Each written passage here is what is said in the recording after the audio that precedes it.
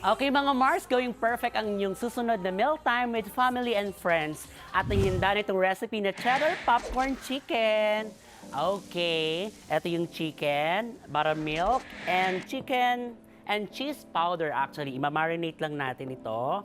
So ng bonggang-bongga, lagyan natin itong chicken ng ayan, milk. And then the chicken, our cheese powder. Bongga. So, pwede din naman kamayin kung mas okay. Marinate nyo lang yan ng konti. Kailangan masip ng chicken yung pinaka cheese para mas masarap. And then yung milk.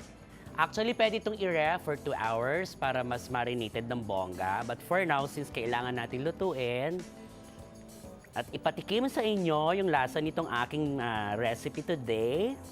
Ayan, na-marinate ko na. I think na-marinate ko na siya ng bongga. Na-smash ko na ng konti sa chicken. The next thing to do is, ilalagay natin siya dito sa cheese cracker. Cheese biscuits cracker. Okay.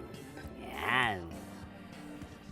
Cheese! Ito na ang ating trivia tungkol dyan. Cheese biscuits. Alam nyo ba na kapag kumain kayo ng biscuits, such as cheese-flavored ones, mas mapapalapit ka kay Prince Harry. The newlywed prince was recently voted as the ideal companion to share a nice moment on the sofa and a biscuit with. Kakakilig naman yan!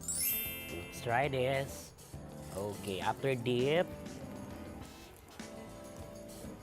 lagyan na natin siya sa kumukulo at mainit na mantika. Be careful. Baka masama ang kamay.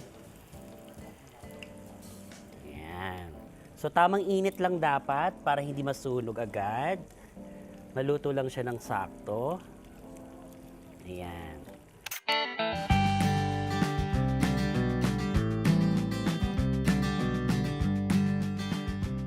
Mga Mars, luto na. Halina kayo, kain na. Samahan niyo ko. Excited to try it.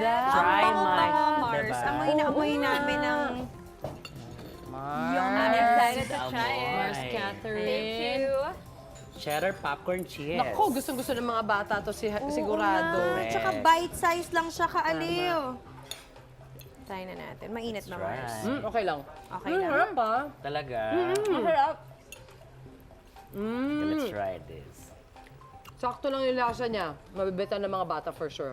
Thank you, Mars. You're welcome. Dami, Mars. Super Jola. panalo. Thank you, Mars.